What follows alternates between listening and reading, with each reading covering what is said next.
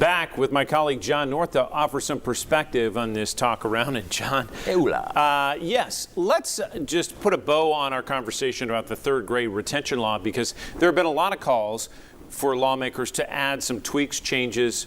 What do you see coming in the next legislative session? Well, it's a nice thought, but I don't think it's going to happen. We've had people on here from the state legislature, including Speaker Sexton, say, you know what, things look pretty good. Why? They put out a press release that actually sort of patted themselves on the back and said, hey, we're doing good.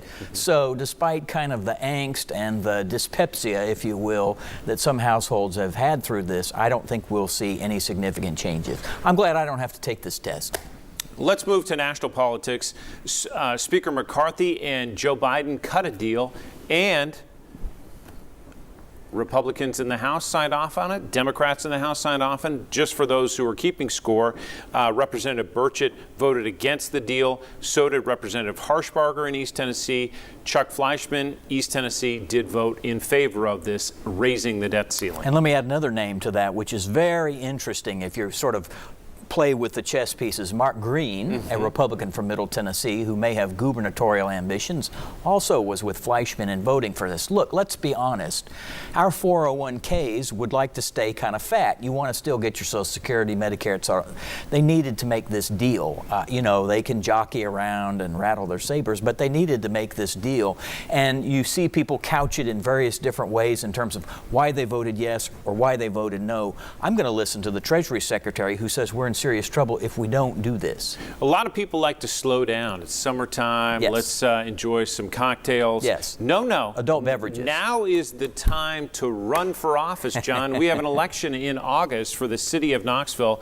The ballot is set. Let's talk about what stands out to you. The mayor's race, of course, and also some city council seats, and a judge race. I would suggest we've got 5 people running for mayor, 4 people running for city judge. Let's have a relay race and see who's the best team.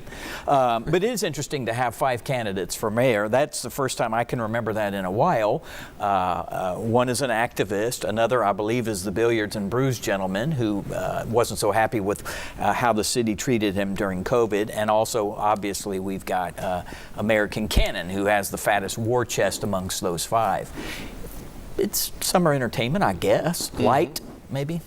I want to draw our attention to one race in particular that stood out to you, because this is Judge Rawson, and this is a challenge we haven't seen in a long time. No, I don't know, 8th term, 10th term. Sorry, Judge, I can't remember. It's been a while. He's in his mid-70s. He has been there up on the bench for quite a while. This is truly a year when some people said, you know what, maybe we've got a chance to beat him, and maybe it is time for a fresh candidate.